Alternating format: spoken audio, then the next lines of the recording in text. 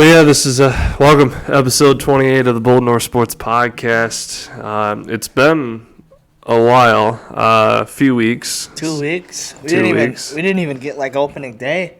No, we didn't. We where do you want to start? We've there's been a lot that's been going on. Twins opening day. Wild officially getting eliminated from the playoffs. We can start there. I think we should get that one out of the way. It's over. I kind of knew it was going to be over like a month and a half ago, but I don't know. They played tonight in Vegas, if you care, but they called up Liam Olgren. He was the kid from Sweden I was telling you about. Yep. That young kid, he's good, but they're just doing it so people watch and people don't just give up. But I don't know. I just was thinking, like, it's got to be, like, self-motivating now for the last handful of games, right? Mm-hmm. Now that you're out of the playoffs, you're like, what's the point, you know? Right. It's kind of hard to get juiced up for a game tonight they play Vegas. Vegas is going to give them all they got because they're still trying to make the playoffs, and we're sitting here. We've been eliminated, so it's like, how do you get the juice for it? Yeah. Yeah, it's one of those interesting things in sports. In the NFL, it's a little bit, in my experience, you know, because like you think about the Packers in the Lions game a few years ago was Rodgers' last game with Green Bay. Like the Lions were eliminated, but obviously, and that's different because it's a divisional opponent. Well, football's different because football there's only 16 games, right. 17 games. So like you might never know. I guess it's for all the sports. Like you'll never know like if you get this opportunity again. Mm-hmm. But football it's football. It's just different. Like you can get motivated for anything. Like we were getting motivated when we were 0-8 in our playoff game. Like there's berries to it, but I don't know. It sucks. There's gonna be no playoff hockey in Minnesota this year, especially like now the Frozen Fours in Minnesota, and it's no Minnesota teams. So it's like it's like 2 Boston teams, Denver and Michigan. So it's BU, Boston College, Denver. Michigan was there last year, right? Or they were in the tournament. Yeah, they were in the tournament. I don't know. It's just like I seen something on Twitter. It was like, come on, state of hockey, we can do better. And then some guy goes, this is the worst possible outcome for the tournament in Minnesota. No Minnesota teams, no North or South, no North Dakota teams, or no Wisconsin teams. It's like nobody's gonna like just go. Right. It's a lot of money, and then especially if you're not from there and you want to stay for a couple of days, you're gonna stay in a hotel and everything. But we were pretty blessed last year. Minnesota made it. St. Cloud made it. Oh, no. We beat Minnesota. Didn't Minnesota State make it? No. They're in a different – I don't know how hockey is. I don't really follow the Gophers, so it's kind of like when they don't make it, you're like, crap. I guess the whole tournament – they might have made it. Yeah, the tournament they did, but I think the Gophers beat St. Cloud State last year in like the semi or the regionals. Okay. So it's different than the basketball tournament. Like there's only regionals. There's only 4 teams in each regional. So if you win your regional, you're going to the Frozen Four. Gotcha. There's only like 4 regions, so it's small. So 16 teams. Okay. So it's like you're starting at the Sweet 16. Yeah, there's not many programs that have hockey like outside of. Well, there's a lot of teams where, like, compared to basketball, like, all those small schools you see in the tournament, like, they don't have that really for hockey. So that's why a lot of hockey players come from overseas.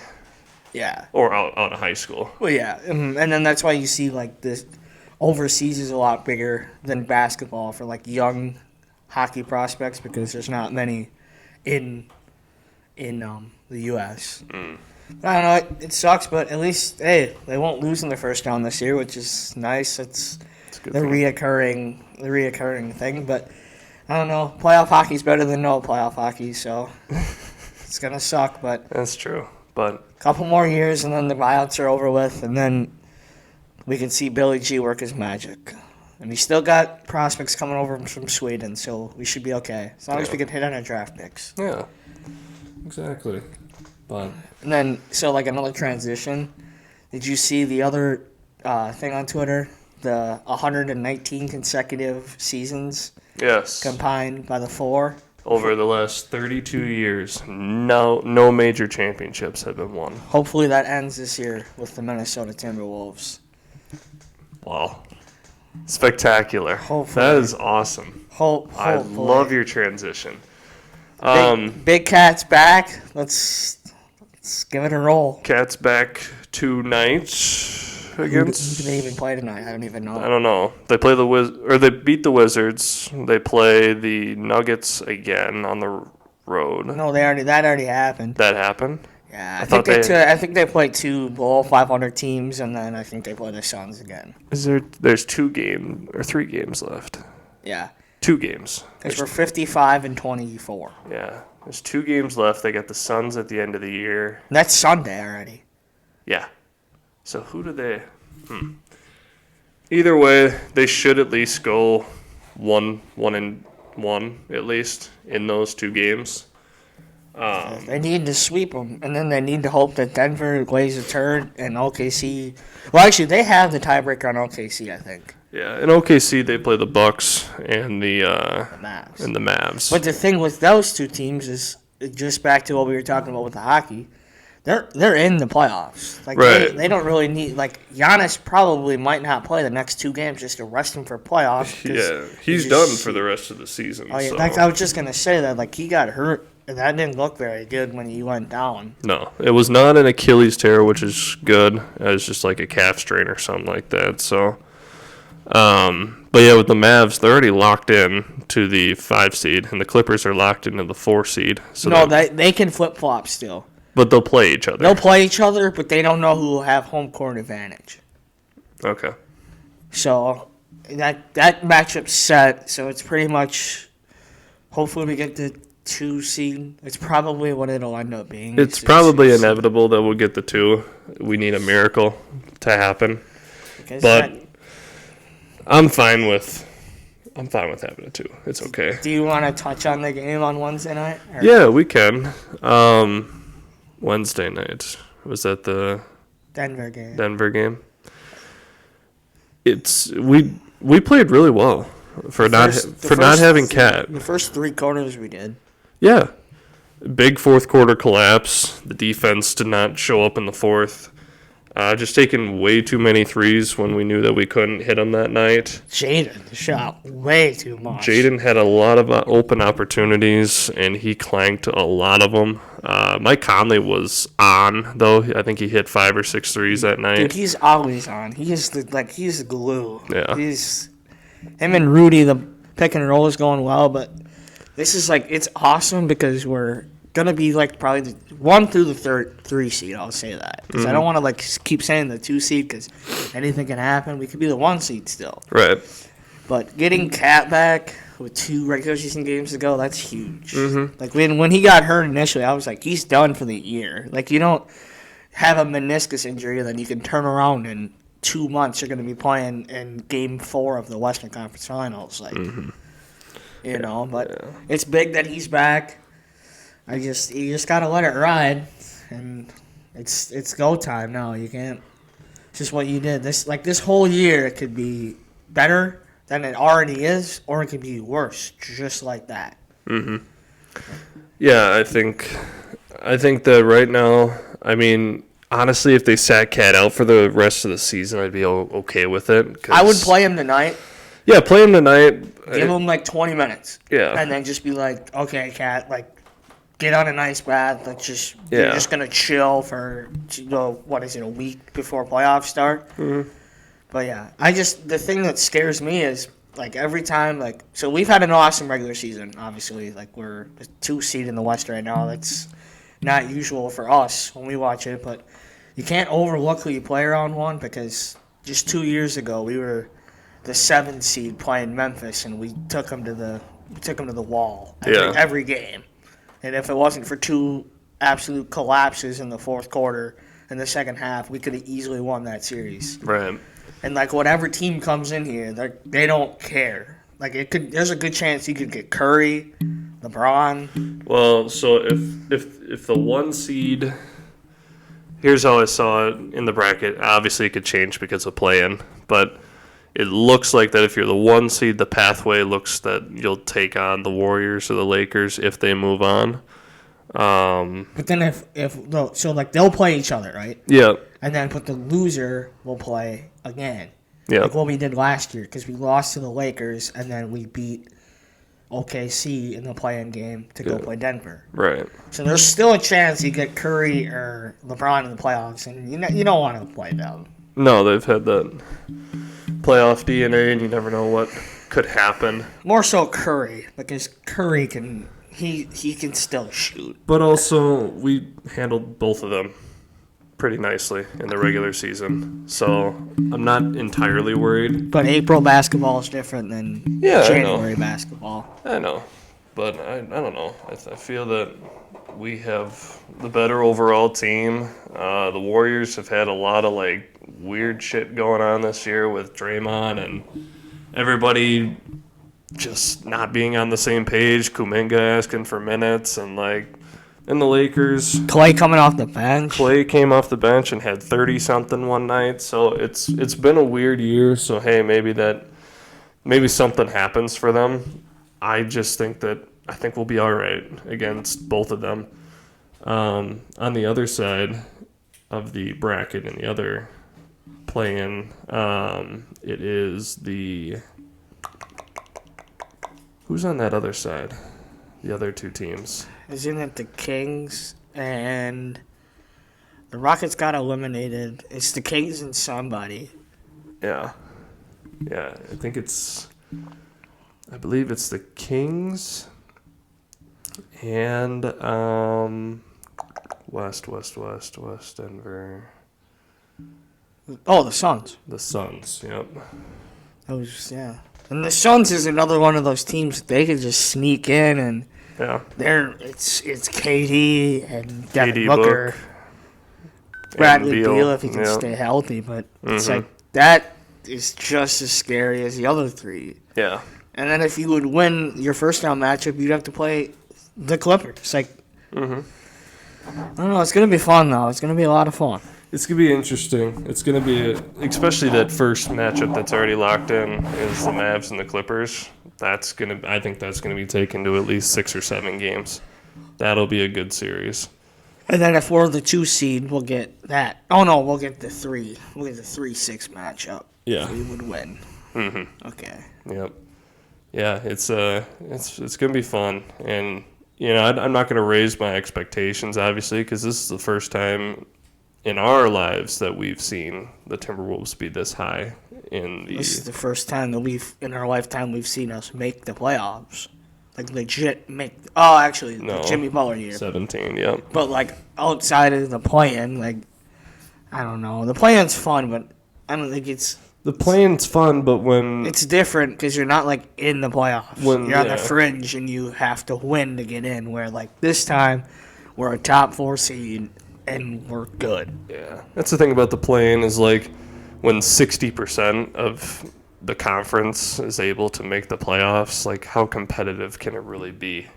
Yeah. When... Is it... There's 30 NBA teams, right? There's 30 NBA teams, 15 in each conference. So when 11 of them can, or 10 of them can make the playoffs or have the opportunity to make the playoffs, it kind of diminishes the whole value. It's either you're really, really bad, really good, or you're in the play-in.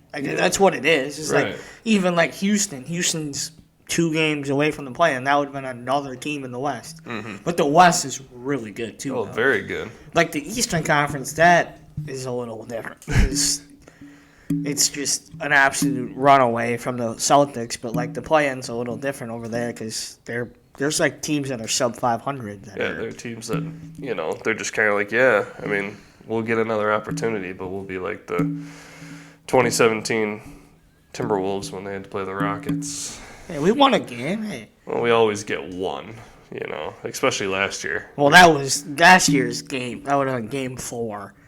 Anthony Edwards won that game single-handedly. He dropped 40. Speaking of Anthony Edwards having big nights, 51 against the Wizards.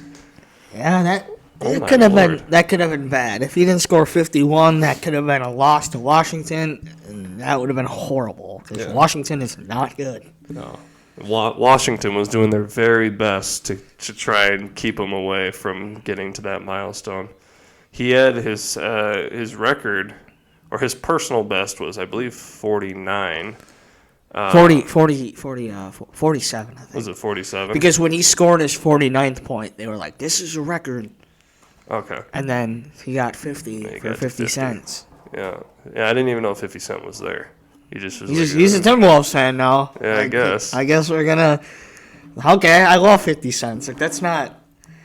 It's just it's weird, though, because, like, when a team has success, like, all these guys are like, well, I'm a fan now. Right. Like last year, like, the Lions. Like, when the Lions were good, like, all these people come out of the woodwork like, yeah, I'm a big Lions fan. But right. You weren't there when, like, for us, between 2010 and 17, when we were just absolutely atrocious basketball team. Mm-hmm. And then, like, for the Lions, like, they haven't been good since, like, Stafford in his early days with Megatron. But, and like, then all of a sudden, all these Eminem comes out of nowhere. And well, it's he's always been it, but, like, he's never, like, publicly shown, like, yeah, I'm a diehard Lions fan. Right. And then, like, they win, 13 games, 12 games last year, and now they're like, oh, yeah, go Lions. Like, okay, it doesn't really make me mad, but it's kind of fun to talk about. It's like, yeah, like for us, like we've never had, like we have Josh Duhamel, we got comedian Nick Swardson, Prince for a little bit. He was in the boxes sometimes. Prince, yeah. He'd show up, but other than that, we don't have anybody who's like big Viking fan, who expresses it. In general, you don't really have any like the Chiefs, like Paul Rudd, big Chiefs fan, or there's somebody else, or Eagles. I think there's, I guess if you want to call Taylor Swift a Eagles fan, but no, Chiefs fan. Is she a Chiefs fan now? Well, she grew up in Philly, I'm pretty sure. So I don't know. She just is in love with Kelsey. Yeah. I guess Meek Mill with Philly. Mill, yeah. So. Well, hey, we got 50 cents. Yeah, well, I guess we got 50 Cent now. So. I don't know. It's all right. Whatever. We gotta like Minnesota teams have a big fan base. It's just a lot of like us, like the average general population. I mean, I guess me and you are more the diehard type of fans. So. Yeah, but like I think we got a strong fan base. I'd say so. I mean, I feel that if any of our teams left, I think we'd be crushed as a whole state. That's a good segue with what's going on with the ownership. Yeah, because. Like, Glenn, it's actually kind of nice. I didn't understand the whole thing, but Glenn wants to stay because Glenn wants to keep the team in Minnesota. That's what I realized is, like, okay, A-Rod and Mark Lowe, like, it'd be cool, A-Rod, like, it's A-Rod. But I hated A-Rod because he's a Yankee and used to destroy the Twins in October in 2009 and 2012 and all these other years. But, like, when it all comes out, everybody's like, F you, Glenn Taylor, but it's like right away, it was like, I was like, if Glenn Taylor wants to keep the team in Minnesota, I won't be as mad. Glenn Taylor, don't get me wrong, he's not a good owner. Like, he's not, like, the greatest owner. He's not the Wolves. No. Like, he's not, he hasn't really shown, like, he wants to win. Mm-hmm. It's the same thing with the Twins. Like, they haven't really shown that they want to win. And then, like, now, like, they're good. And then, like, right now, any city would want this Timberwolves team. Right, of course. Like any team, and then it comes out that Glenn Taylor, I don't know if it's true that A-Rod and them missed the payments and stuff. Like, that's all the gray area. But if it's true that Glenn Taylor wants to keep the team in Minnesota, I'm all for it. Mm-hmm. Because like you said, like, the Wolves, everybody, like, doesn't really talk about them when they're bad, but, like, when they're gone, you have nothing to talk about. Right. And I think that we're definitely ascending as a franchise. I mean, Ant's 22. He's going to be the face of this team for a very long time. Jaden's 22. Jaden is 22. So, you got guys here that obviously have made this franchise a pivotal part of this state, and finally kind of breathing new life into basketball in Minnesota. And you take that away and you move somewhere where, hey, A-Rod's going to take him to Seattle. It. That's right away when they were talking about buying him. I'm like, A-Rod's going to take him to Seattle. He started as a Mariner. Like, it makes too much sense. They need a team. Mm-hmm. Still don't know why LKC's there. They should have never moved. But that's beyond that point. Yeah, that's what I'll never understand is but why that's other than, like, Seattle, though, I guess Nashville could get a team, but, like, other than that, there's not really any city. But, like, when A-Rod bought the team, it to Seattle make too much sense. Yeah, Nashville. I mean, Vegas is always gonna have. They'll get one. They'll get one eventually. They have a baseball team now. They have a football team. They have a hockey team. Doesn't make sense because at this point, if you have two cities lined up, you have Seattle and Vegas, so it evens out the playing field. You might as well just add two new teams. Just bring the Sonics back. And then just add a team in Vegas. Yeah, now that's two teams in the West. Yeah, I was going to say you have to realign. Yeah. I mean, the Timberwolves, Milwaukee's in the East, so we can easily move to the East. You could, which, hey. I'm fine with that. I am in for the East. I'm completely okay with we would be the second seed in the East. Or, I don't know. What's Milwaukee's record? They're 46 and something. 47 and something. So, yes, we'd be up by 10 games. And Boston would be up by, 3 games. Boston's good. But anywho, yeah, I think if they were even to think about expansion or moving a team, I would reconsider and just add teams because everybody's going to Vegas. Everybody's going. Well, it's Vegas. Everybody it has a different. Yeah, everybody it's a big market. Everybody realizes that Vegas is the way to go. The Golden Knights went there, the Raiders went there, and now the Athletics will be going there in the near future.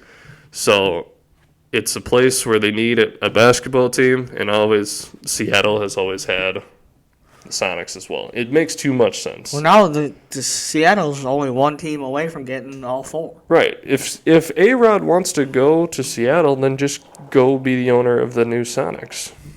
Glenn Taylor, as much as he doesn't know shit about basketball, but it's something like now, A-Rod's gonna want something he can't have. Yeah. And if he can't have the T-Wolves, he wants the T-Wolves. Yeah, no. Because right now, it's the tip of the iceberg. The T-Wolves could be good for 5 to 7 years now. Right.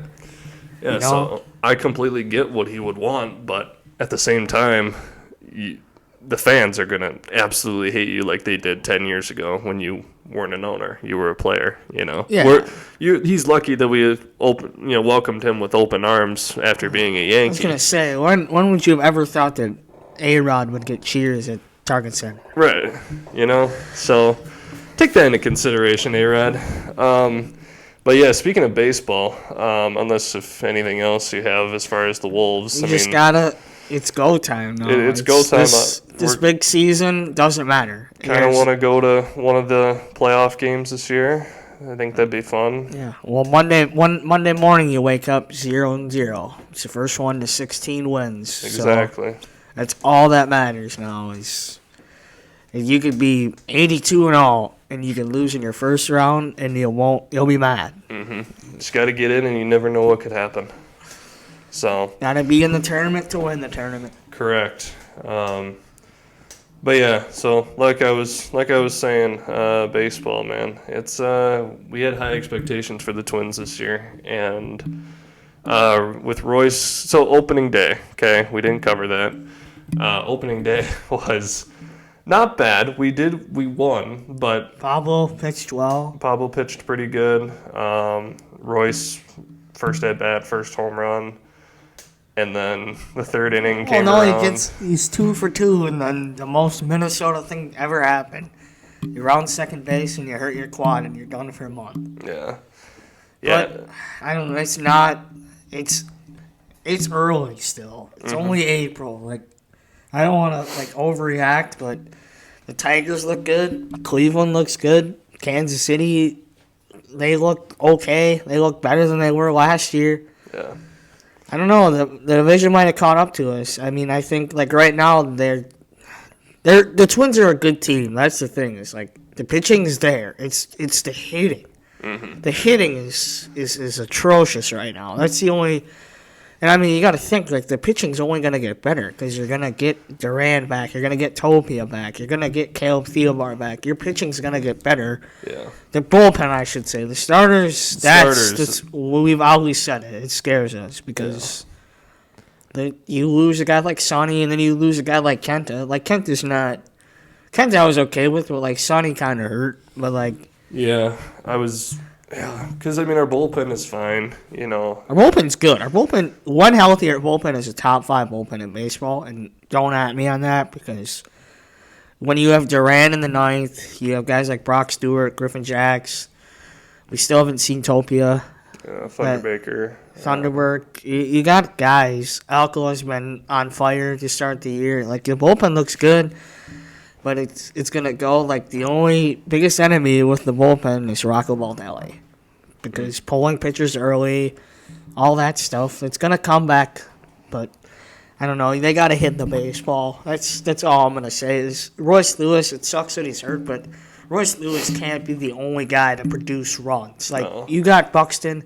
Correa's been on a tear. Correa and Kirilloff are the only reason they have 4 wins right now. Because Correa's batting like 300. He's got a bomb now because he hit one against the Dodgers. And then Kirilloff's been on fire. That wrist looks healthy, knock on wood, which is huge. But, like, other than that, like Carlos Santana, Kepler, like, those guys are just, it is horrible watching them take at-bats right now. And I love Kepler, but at this rate, he might not be on the team in July.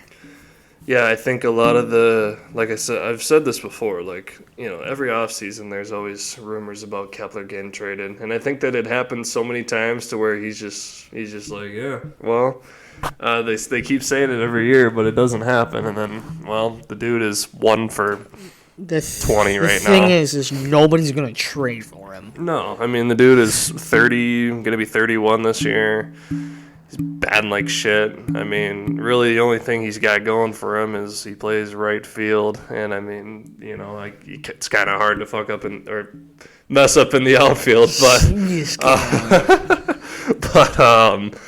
yeah, I like Kepler too. Obviously, he's every single Minnesota girl's crush, of course. But you know, it's probably time to move on.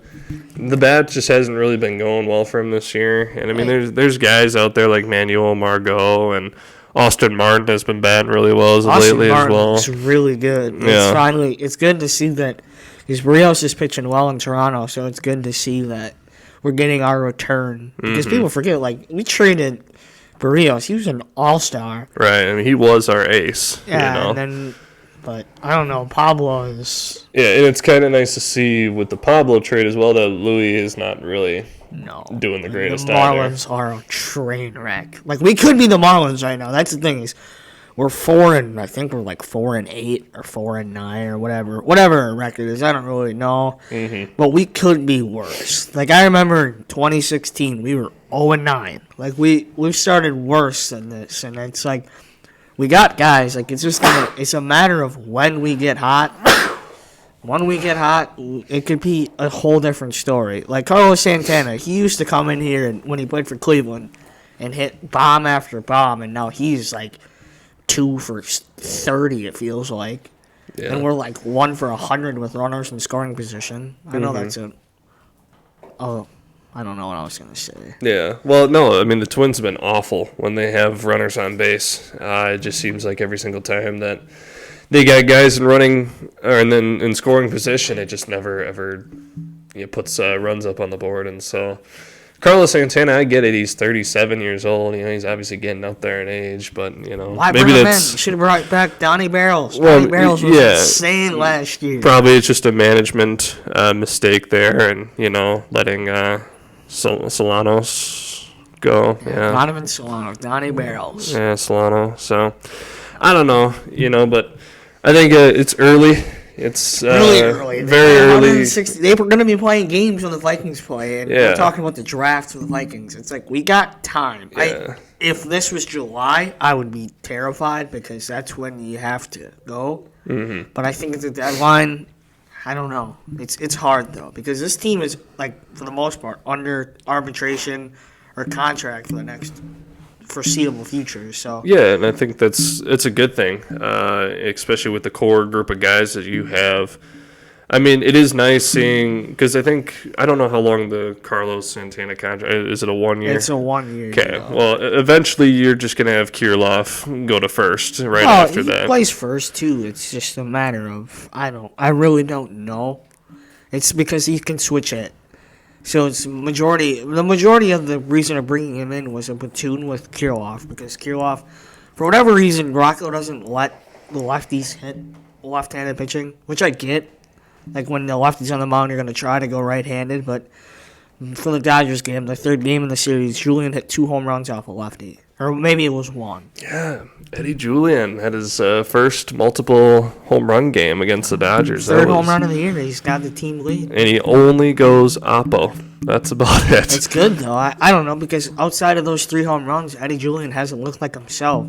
Like the game we went to, he struck out 4 times. Yeah, and he was looking on like 3 of them. Yeah, so it's like Buxton. He's bad right now. But in the field, that was a good catch there. It's nice to see him run, and when he dives, you kind of hold your breath because you're just waiting for him to slowly get up, and then all of a sudden you hear a report. He looks healthy though. Yeah, Correa looks healthy though. So I don't know. And Polanco in Seattle hasn't really done anything either. So it sucks though. But I don't know. There's a lot of games left. It's just like when we were talking about the Wolves in January.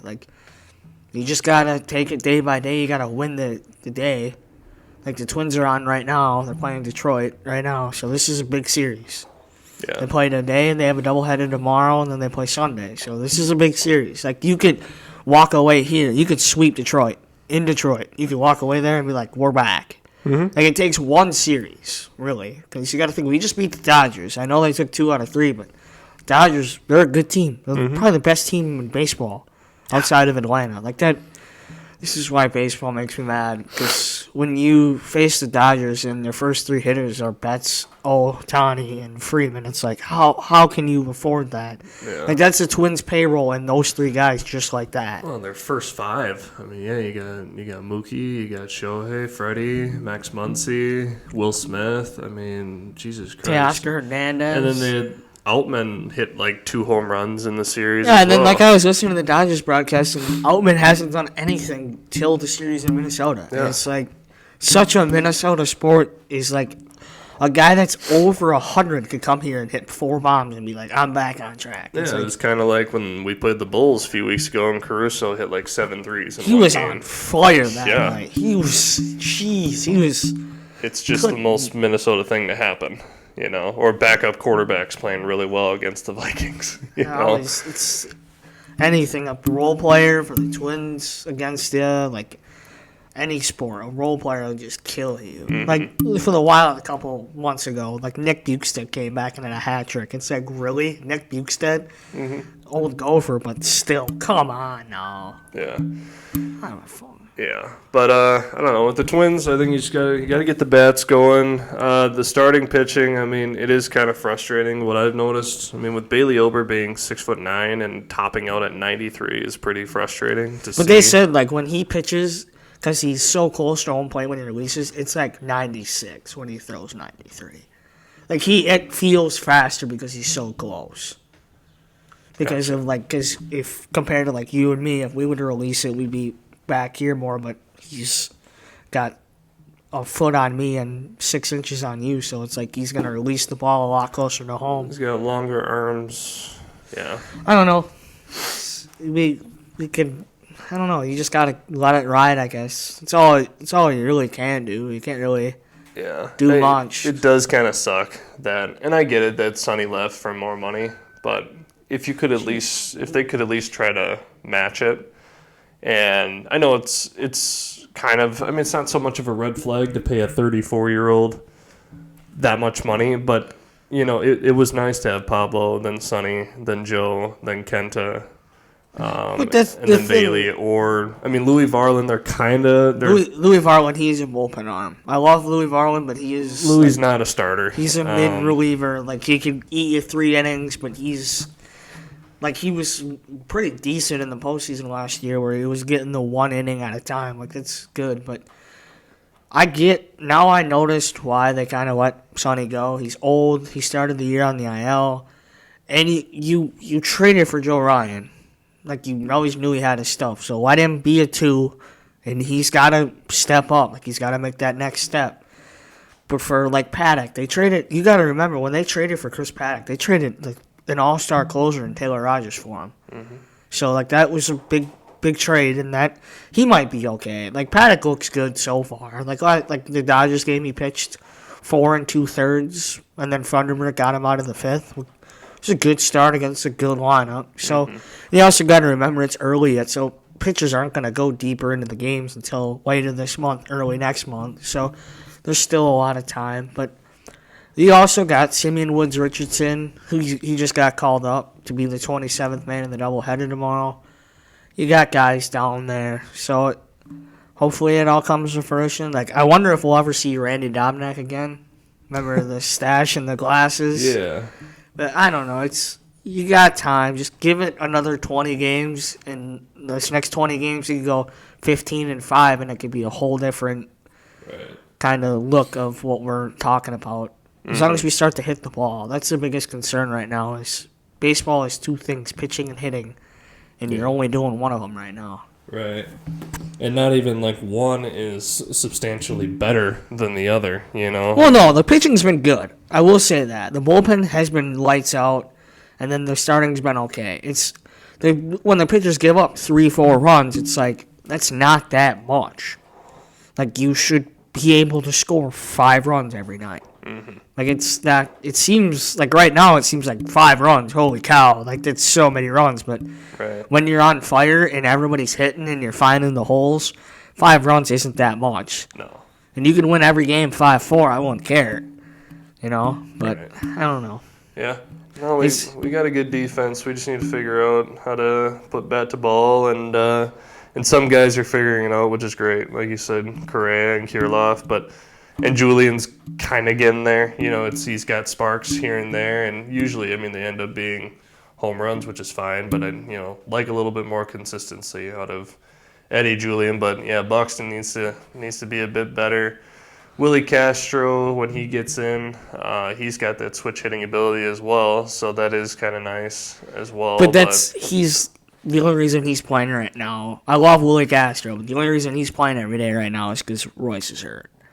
Yeah. But in 2 months, Willie Castro could be your everyday left fielder because Matt Wallner couldn't hit a beach ball if you threw it right at him. Wallner is, I've noticed that he hasn't hit too well either, and I get it that there have been a few games, especially in the Dodgers series, where obviously the calls were not the greatest. But yeah, Wallner, I mean, he last year in his rookie year, I mean, his first at bat, I'm pretty sure was a home run, wasn't it? Wallner? I don't know. He hit a couple grand slams. I really don't know. He had a few, he showed a few sparks, and I don't know, they put him in left, they can put him in right as well, but I don't know. It's just, you got to find the best hitters at this point and really help support your pitching, because the pitching will, Louis Varland, like in that second game against the Dodgers, I mean, he went 4 innings without giving up a run, and it kind of sucks because the offense didn't give him support. He gave up runs eventually. Eventually, but he didn't have any support. He never does. So you can't blame Louis Varland for having a 5th inning collapse because the offense didn't do anything to help him out. So, and Bailey Ober as well. I mean, he'll figure it out. It's just kind of throwing him to the wolves right now. You kind of have to just do it that way. And obviously we know that Pablo and Joe Ryan are pitching really well. So, and Ryan had that game last Saturday, I believe, against the Guardians, where there's just a lot of calls in that game as well that he didn't get. I mean, a lot of the calls in that game the Twins didn't get either. So no, but the umping's kind of been subpar right now as well. Yeah. So, but yeah, like you said, you just got to give it it's already been 13 games, it goes by quickly because they play pretty much every single day. So, got to give them at least 15 to 20 more games and see, just need the win and loss separation to be about at least 5 or 6 games so we can feel a bit better about how we've been, if we can, over the next 15 games, if like you said, if we can go like 10-5, that's 19 and that's 19-18, but I mean, because right now, or no, that's we're 4-6, 19-14. So, that's better than being 4-9, obviously. But we got time. We're 10 games into 100, or we have 152 left. They could win 152 games and be like, wow, have the greatest season an MLB team has ever had. I wonder, what is the most amount of wins? Is it 100 and... Probably 100, 120, I'd say. Probably.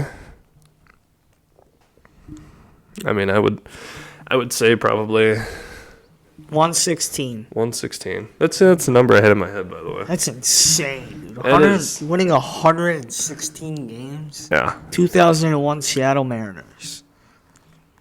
Huh. So, yeah. Huh. Seattle makes its way back into the podcast. Of course it does. Yeah. Well, you think it's time? Yeah, I think it's time to get to the gritty section of the pod where we make our money. where we get our pennies worth. Where do you want to start? So nothing new has come up. It's just been a lot of speculation. I mean, we're less than 2 weeks away from speculation. Reckless speculation. Gee, I wonder who has that bet. Yeah, we're less than 2 weeks away from the glory night of who will be the Minnesota Vikings' future franchise quarterback. Kwesi had a press conference yesterday, basically said to everybody, like, hey, if you need to be risky, you got to be risky, right? And I think a lot of Minnesota fans love to hear that statement because this is the year that you got to go up and get your franchise quarterback. Kwesi tried to throw out smoke screens a few weeks ago saying, hey, we might have to ride with Sam Darnold if needed.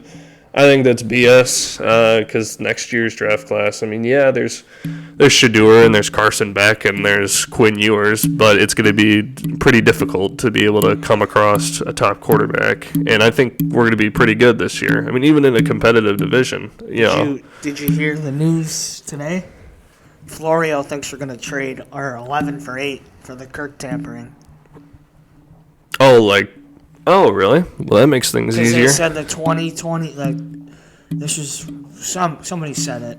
They said that because the 2023, when the Eagles and the Cardinals, they did it right before the draft. They filed a grievance of whatever happened. Wasn't it like the coaching stuff?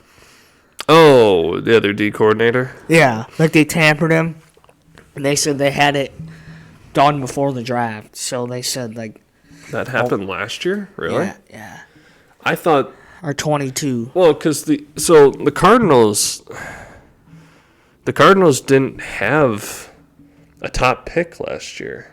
I don't know. This is all I've seen it. I don't know. Because, so the Eagles had 10 last year from the Saints for the trade that they made a few years prior. I believe it was the 2021 draft where they traded back, or maybe they traded up because they had 2 picks that year, and they traded up to go get Devontae Smith. Mm-hmm. So they got it was a stupid trade by the Saints because they didn't get anybody great out of it. But they got the Philadelphia Eagles got an extra first rounder out of it, and then obviously they traded up one spot to go get Jalen Carter. So, and I don't think they had another one last year because I think they traded it away for maybe it was A.J. Brown. No. The A.J. Brown trade happened on draft night. It happened that year. Because they traded whatever pick it was, and the Titans took Burks. It was like a first and a third for Brown, and then the Titans took Burks immediately after. That's right. It happened draft night. That was that draft because the Eagles had 16 and 19, I believe. Or 16 and 18, and they gave away 16 to the Titans for A.J. Brown. Oh, Burks was a top 20 pick. Yeah.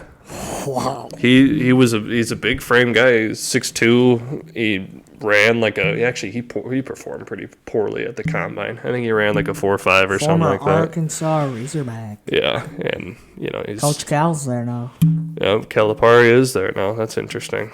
But yeah, so the Eagles, I don't know. Maybe I feel like they didn't get a first. I feel like they definitely got like a day 2 pick out of it. Or they swapped. Well, yeah, whatever it is. But if that would happen, if this is all like kind of reckless, like we're being score north, But like if that would happen to go up to 8 from 11, that's a huge jump. It doesn't seem like it on paper, but that's a huge jump. It makes things a lot easier. And you could keep 23. Yeah, because each draft pick has certain points, right? And with trading picks, you want to be able to find kind of that even ground where you can match both the points together so both teams are getting a fair. What I would do, sorry to cut you off, what I would do is if we would get 8, I would trade everything except for 25-1 and 23 to get up to it, to get up to 5 or 4, or even McCarthy or Daniels right now could be there at 8. Like, that's the thing is, more and more I see and more I read about the Giants is they need a receiver more than people The Giants think. sorry, keep going. No, go for it. Giants are not taking a quarterback. Just saying. They have to pay Jones. They're not taking a quarterback. They have to pay Jones. No. That would be like you're going to waste a top 6 pick to make your team better. Like, you're telling me right now, like, they would take Jaden Daniels, if he's there at 6, over, like, Joe Alt. Like, I would feel like you always have to build your trenches. Like, Joe Alt is going to be really good. Or it looks like it. Because this is the draft. Everybody gets all high up and jacked up on the draft. There are going to be busts in this draft. Of course. Like, there's going to be a first-round guy that just falls on his face. Yeah. And hope to God he doesn't play for the purple. Yeah, but there are times, like in the draft especially, and we've said this plenty times before because we've had to explain ourselves, but the Giants are not ready for a rookie quarterback. It's not going to happen. They failed Evan Neal. I mean, he could have a resurgence, who knows, but he hasn't had a great 2 years since he's been in New York. Which they have a great right tackle or left tackle in Andrew Thomas. But they have other needs, and they could trade up. Dallas Turner, right? They could trade up, if they really like Marvin Harrison, but they'd have to get up to 3 because Arizona ain't moving if they're not going to get 3 first-round picks. We can't. I don't want to do that. No, and which is fine because if the Vikings view, like, let's say if JJ, because if you really look at it, Denver is going to give up a shit ton to go get whoever they want. But I honestly, the more and more you read about that too, is Penix or Knicks are going to be there at 12. Well, of course they will. What if they like Penix? Penix at a 12 doesn't seem that outrageous now. It's pretty crazy what I heard. I mean, everything is blown out of proportion around these times. But giving up a bunch of first-round picks and Patrick Surtain, that's a lot. And you're actually taking steps backwards if you're going to be doing that. I don't think that makes much sense for Denver. Think about it, though. What would you rather have, a shutdown corner or a franchise quarterback? It's hard to find a shutdown corner. We know that. I know, but look at the Chiefs. They just traded their shutdown corner. Well, yeah, of course, but they have one of the best defensive coordinators in the league. Yeah, they already have McDuffie, though, too. They have McDuffie, L'Jarius Sneed came down to the fact that it was just, it's a lot of money, and defenses win in the trenches, and Chris Jones was obviously more important. So, and for us, we should take that approach as well, because we obviously saw the impact that Linval Joseph, Everson Griffin, and Danielle Hunter made in 2017. That whole defense was good. Very good. Shutdown corner. We had a good double corner. We had 2 good safeties. Right. Don't bring me back to the glory days. Of course, but it helps, and I think that. Yeah, we have a stud offense. We really do. And top 5 offense in football. Of course. And, I'm not completely mad if we don't walk away with a quarterback, let alone in the first round. But having, if this tampering shit goes through, right, if we have 8 and 23, some team's going to want to come up, And if you trade back and accumulate a few day 2 picks, great, you're right back on track as you didn't lose anything. The other trade I seen was we give up 11 and 23 to the Chargers for 5 and 47. So you get a first and you get a middle of the pack second. I would do that. Yeah, I mean, if you want to go, if that's because then essentially you'd be giving up 23. You'd be giving up a second to get in the first. 2 seconds, but you'd only be giving up 1 second to get into the first. Because Correct. You give up to 2, but you get 1 back. Yeah. So you technically begin 1 back, and you'd be going back like 5 spots. Which is fine. Yeah, it's fine. You could get another day 2 pick, but the other thing would suck is that 23 pick is pretty valuable. Well, actually, so the Chargers, it'd be 37. No, I think they have 2 twos. They have 2? I think so. This is another thing I seen on a mock draft was. We give up, let's just say it's a second. Yeah. So we give up 11 and 23 for 5 and a second. Which I would do that because then you're still getting a player, and you're still getting a top 50 pick. Right. Which is, you're just pretty much flip-flopping picks. Yeah, and there's still going to be guys as far as defensive linemen there, too. I mean, you got... Fisk would be there. That'd be nice. If Fisk could be there. Chris Jenkins. Boyd. Boyd's more. Boyd's a little later. He'll be day 3. I mean, Tavondre's kind of tough to talk about right now because of whatever happened. So I don't know how far he's going to slide. Yeah, that's not good. No, that's not good at all. But obviously your top guys like Byron Murphy and Johnny Newton and there's another one. I don't know who. But both of those guys, obviously, they're the top tier guys. That's the thing, though. So if they, let's just say, like, the tampering stuff goes through and they give up next year 3 and a 4th this year, we get up to 5 to get, let's just say, Jaden Daniels in this hypothetical. At 23, do you trade back? Do you pick? And if you stay, what do you pick? If Murphy and Newton are gone, what do you pick? If Murphy and Newton are gone, yeah, I mean, I would try not. I mean, again, I don't like the term reach because I feel that you pick whoever you feel is the best. It's not really a reach because because technically whoever takes JJ McCarthy is going to reach. Yeah. Because there's going to be better players in the draft board than JJ McCarthy. But if we get up to 5, JJ McCarthy or Jaden Daniels would be our number 1 need. Yeah. Our number 1 need right now is a quarterback. You cannot say that that's wrong because it's right. Because Sam Darnold, I don't know. Because every time I say like something like Sam Darnold could be good here. Like this is Sam Darnold's first like chance, and the most Viking thing to ever happen, like my dad said, would be Sam Darnold just balls out. Mm-hmm. He just goes insane, and we have a rookie quarterback, first down guy sitting on the bench. Like, you're supposed to be here forever. Yeah.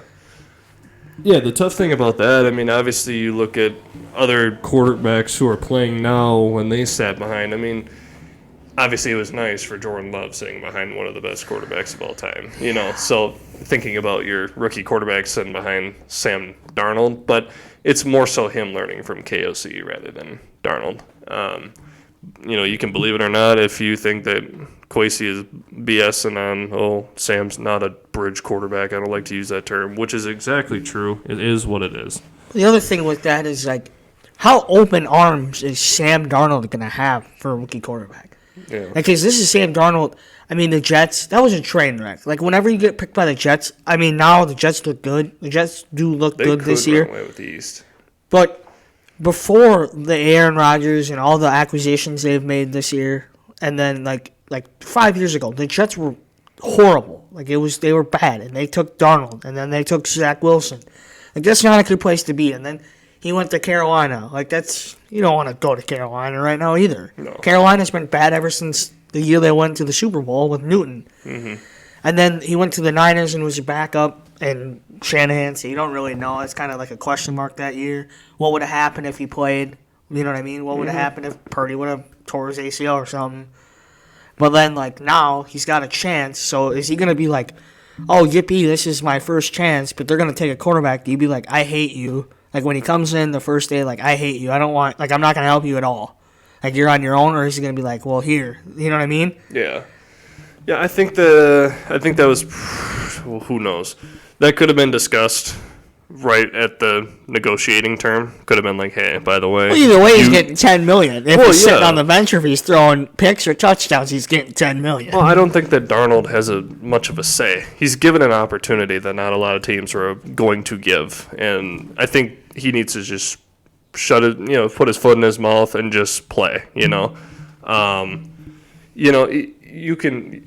Quarterbacks, I get it. When your job's on the line, you can react to that however you'd like. You know, obviously we know that Brett Favre did not react to it well, but we know that Aaron Rodgers reacted to it in a way where, yes, he knows that his career is coming to an end very soon, but he did not treat Jordan Love like Brett Favre treated him. But you're also talking about 2 Hall of Famers, and we're talking about Sam Darnold. Yeah, I know, but I'm just saying in the context of him treating a newcomer like shit, you know? I don't care what his status is. Obviously, because this would be the second time in Darnold's career, right? Because was he on the Jets when they took Wilson? I think he was in Carolina. Oh, yeah, that's right. They traded for him. Okay. Yeah. But, yeah, like Darnold, I mean, he's given an opportunity. I don't think he has any say in or any sort of credibility to not give this rookie quarterback any sort of advice or let alone, like, he should not have an opinion on the Vikings' decision to go get their franchise quarterback this year. And I think as far as just learning from Darnold, I mean, Darnold, it sucks. You know, he got drafted by the Jets, you know, who was not a team that was ready to take. You got to remember, for Darnold's perspective, is 5 years ago, he was one of these top kids from USC, and he looked really good. Yeah, but it all comes down to the situation that you're drafted in. And obviously, I mean, there's, like, we've said this plenty of times. I know we circle back to it way too many times, but you have to put an emphasis on it. And it seems like a lot of general managers do not get it. Nope. And then the fact that the Jets have done it twice in 5 years where they take a quarterback and they're not ready for one. Nope. And if the Jets somehow had a top pick this year and we're looking to take a quarterback, I get it because they have a good team around them. They have a top 5 defense. They got weapons now. They got a good running back, a solid offensive line. But overall, everything is good right there. You got Rodgers, again, who can also mentor a young quarterback once again. And they're not in a bad spot either. They're at 10. Yeah. They could trade up too if they wanted one to. could fall. What do the Jets need other than O-line? But they could use another receiver. Because you have Garrett Wilson, you have Mike Williams that can stay healthy, but then you have an aging Allen Lazard. That's pretty much it. I think they'd be. I don't know. I mean, the concept of a wide. They're receiver, gonna get Brock Bowers, I think. Maybe. I think as far as the concept of having a wide receiver 3, I mean, our wide receiver 3, you technically could say is Hawk. Third option, at least, but I wouldn't view T.J. Hockenson as our third option. I think he's over, or at least for Kirk, he was option number 2. Well, yeah, it went Jettas. Well, JJ is always going to be the number 1 option in your offense because he's JJ. Yeah. And also, to stay on the JJ point, did you see somebody posted the JJ's draft profile of like his weaknesses, and it was like, he's a 1-year wonder. This is out of him coming out of LSU. He's a 1-year wonder. Doesn't have blazing speed. Can't get the high ball. And all this stuff. And I was like, the best part was like, a competent wide receiver 2 couldn't be a 1. Yeah. And I'm like, well, it's just fun to go back when you hit a home run on a pick and you look back and it's like, can't be a wide receiver 1 and he's the best wide receiver in football. And he's better than Tyreek Hill. Yeah. When you look at the post combine notes and everything about all the prospects, they have grades, and they have a perfect prospect grade on there, but nobody ever touches it. They just really want to lowball it, so they're not completely wrong about the guy. There was also another thing where JJ couldn't play outside; he could only play in the slot. No, that was on there too. Yeah, it was like a long list of things. I'm like, these are all wrong. But they're right in some things. JJ doesn't have blazing speed, but he has fantastic route running that he creates a bunch of space. You know, he ran a 4.4, but it doesn't seem like it on the field. With pads on, and you got a guy across from you, you're not going to run 4.4 all the time. But obviously, we've seen that he high points a lot of balls. Mm-hmm. I mean. You know, it seems like every single one-on-one, go get it situation, he always comes down with the ball. 100%. So it's nice to have someone like him, and obviously you don't ask Addison to do that because Addison's obviously shorter. Addison's a deep ball guy. Yeah, Addison's deep ball. He's got good route running as well. Good, solid hands. I think JJ's got the best hands. Obviously, Addison still through contested catches a little shaky because he's a smaller frame, but his speed is better too, though. Let's have some fun now. Which one's Thielen and which one's Diggs? I don't know. Because this is what it is. It's Diggs and Thielen 2.0. I think both of them. I think they're better than Diggs and Thielen.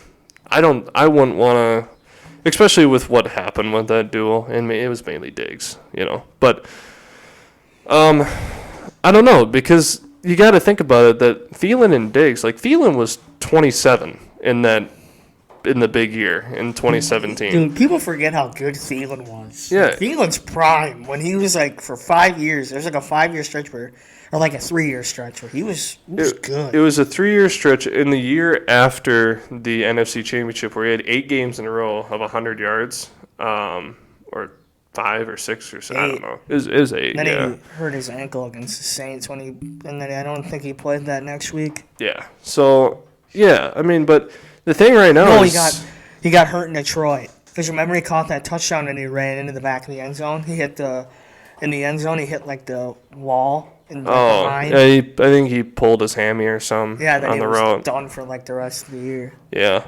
but I don't view him as that. I mean, JJ's going to be 25. Addison's going to be 22. I mean, I think they're going to be. I think they're better. But if I were to have to say it as far as on-field performance, I would say that JJ's probably Thielen and then Addison's Diggs because Stephon had better speed. And he had good route running as well, but Thielen's route running was just as good. Thielen caught everything. Thielen not remind me of because we didn't watch him, but through highlights, Chris Carter. Yeah. So. But that's what you got to think is that's who we watched. Yeah. It's like it's fun to like look back because like Thielen watched Carter and Randy obviously, and then now JJ's watched Thielen. Yeah. And now Addison watches JJ, and it's like the never-ending cycle. Right. Then when we get Luke McCaffrey in the 6th round, and he watches him, that would be my dream wide receiver 3 this year. I love Brandon Powell, but if we could get McCaffrey's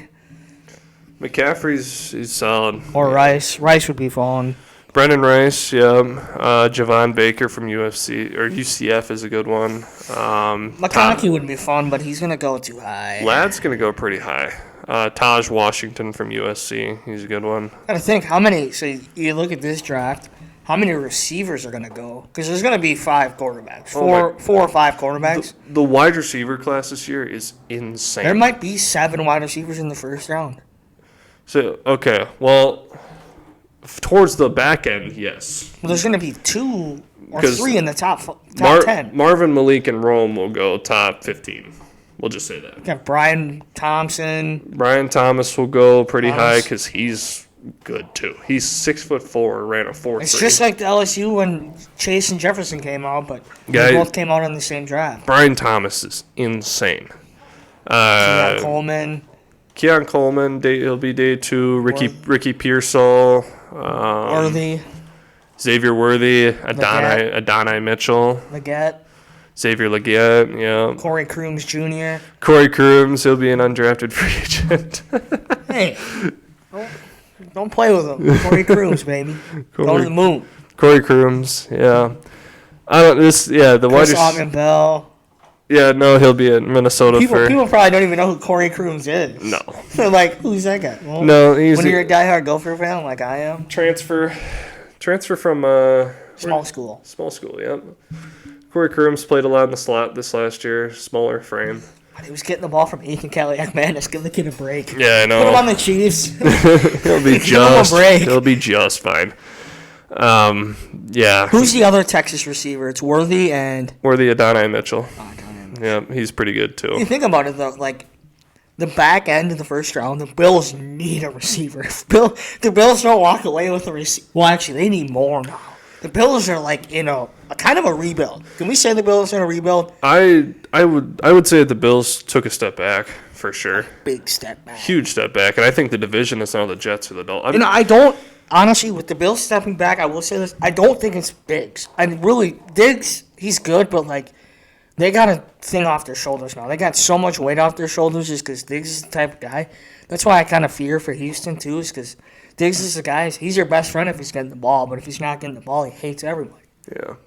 The big thing was not expiring contracts, but big contracts for the Bills, and especially Josh Allen's. Poyer, Hyde, White. Like, there's so many guys that are gone. Yeah, Josh Allen's contract is climbing every single year, and that's just how it is. I mean, you have a small window, and they couldn't do it. And he's a top 5 quarterback though, so I justify paying it. Right, he deserves his money. When that happens, I just have to ask for more from him.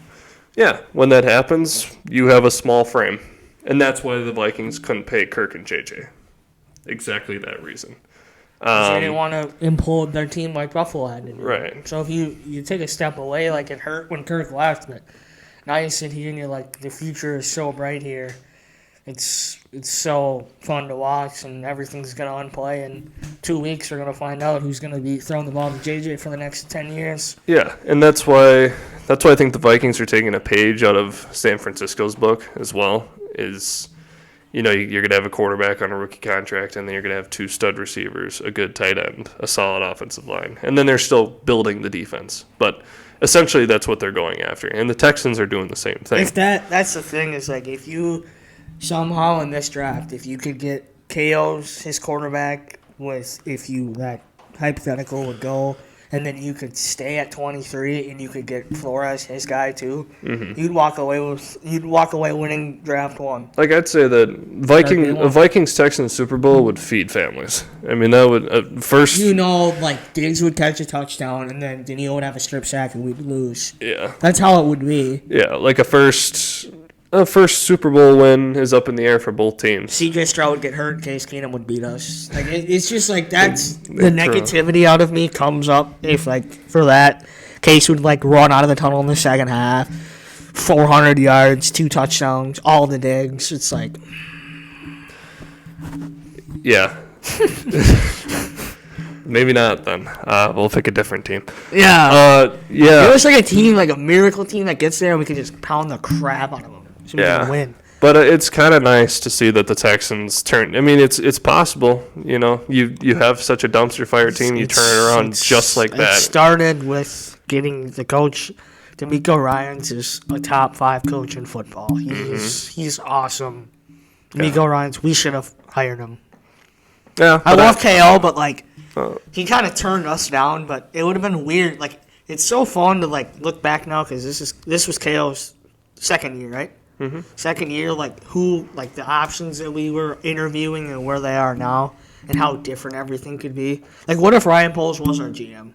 Like, how different stuff would be. Even though he's kind of cooking in Chicago, he is cooking in Chicago. Glacey's cooking. Yeah, I mean, both of them are doing a good job. I think both teams made a good hire. I mean, with the Bears, I mean, that trade that they made last year with Carolina, like, holy cow! You got to realize that.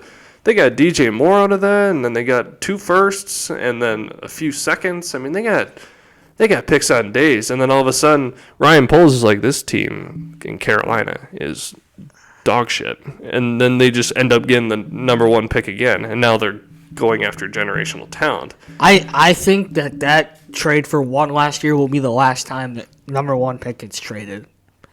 Because I think that's going to scare away all the modern GMs right now. Because they're like, you don't want to be the guy in Carolina sitting there. Yeah, but I mean, that was all David Tepper, obviously. Would you give up that package for Caleb Williams?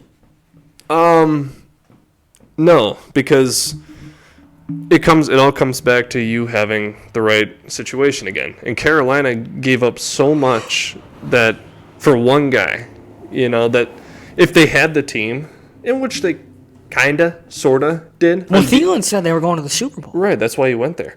The defense was fine. At all 3 levels, they had somebody. They had Derek Brown, Brian Burns, Jeremy Chin, J.C. Horn. They had guys there, to support the defense. But on the offense, when you have guys like Adam Thielen and Chark, to support. Well, they had Terrence Marshall, and then they had Mingo too. Sucks.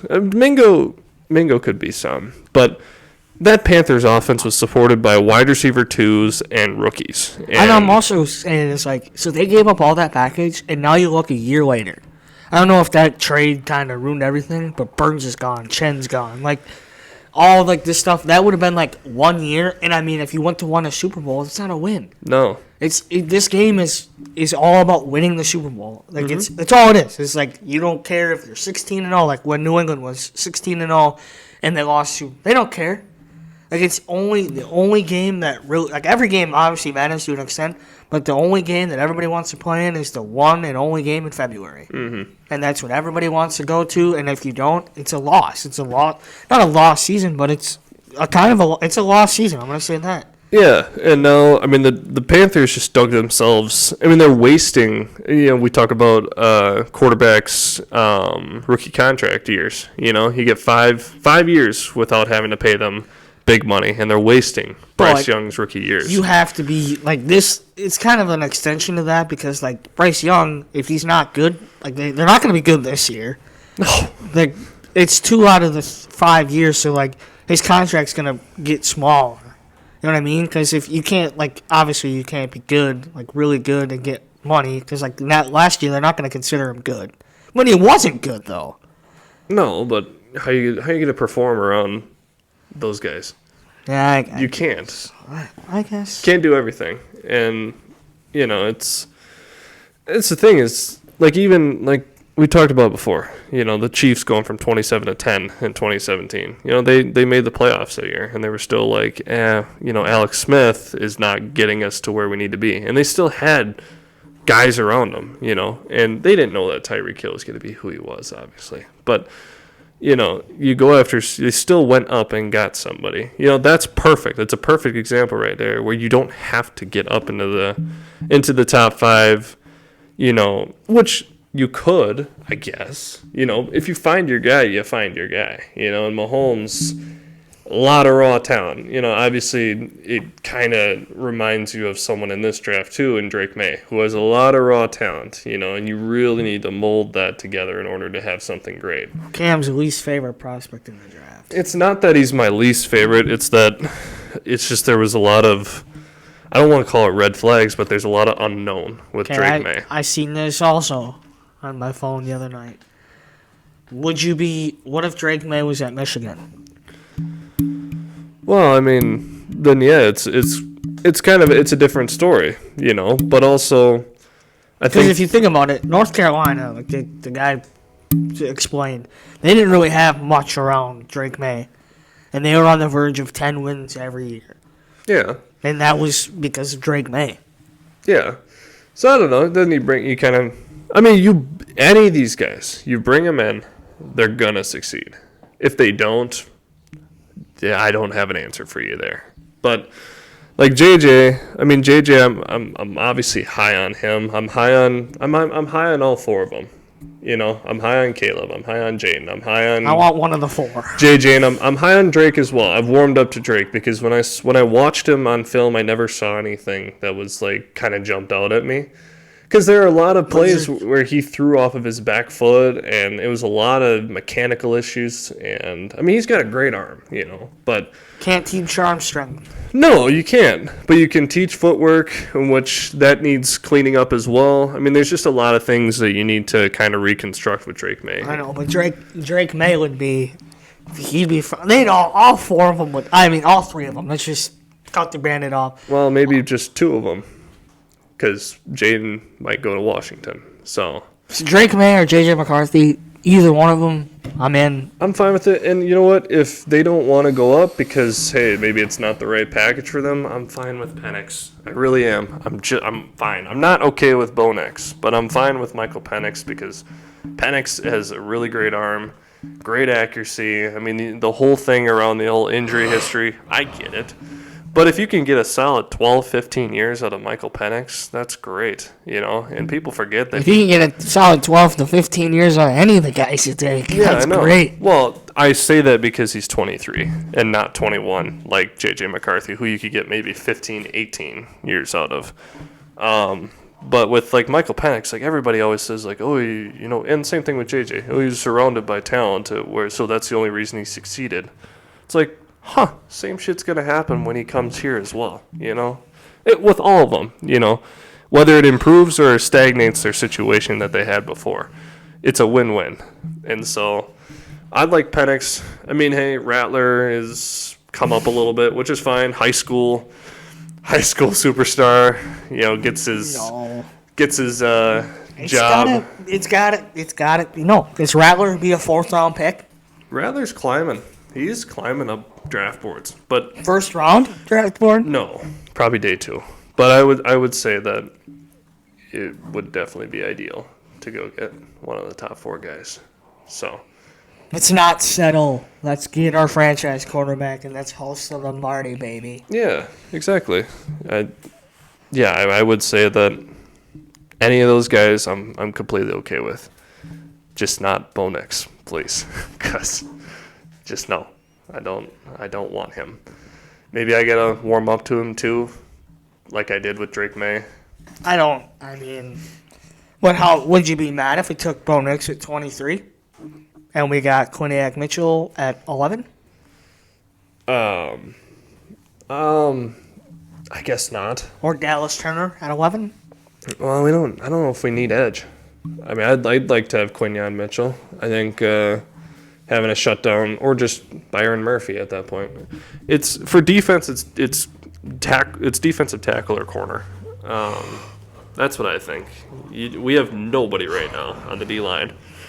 Edge, we don't need an edge. We filled that spot. We got Grenard and Ginkel and PJ2's back there too, and hopefully we'll see about Andre Carter, but you got guys there to fill that spot. So I would say that your main concern is probably a defensive tackle and a cornerback if you really want to kick a Caleb Evans out of your plans, So I'm all for.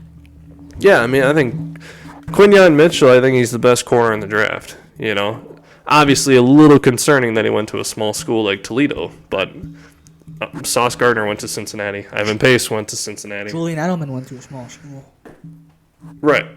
Yeah. I'm sorry, I just love Julian Edelman. Games with Names. The podcast is awesome. Right. Yeah. So, where did he go to? Kansas State? Yeah, I think so. Somewhere in there? Yeah, I don't know. But, it'll be interesting. I think it just needs to happen. We gotta save some of our draft talk for next time because we gotta get another video before. We're gonna have another video before the draft. I think, I think especially after the first round is done with, I think we should try and film that same night. Oh wow!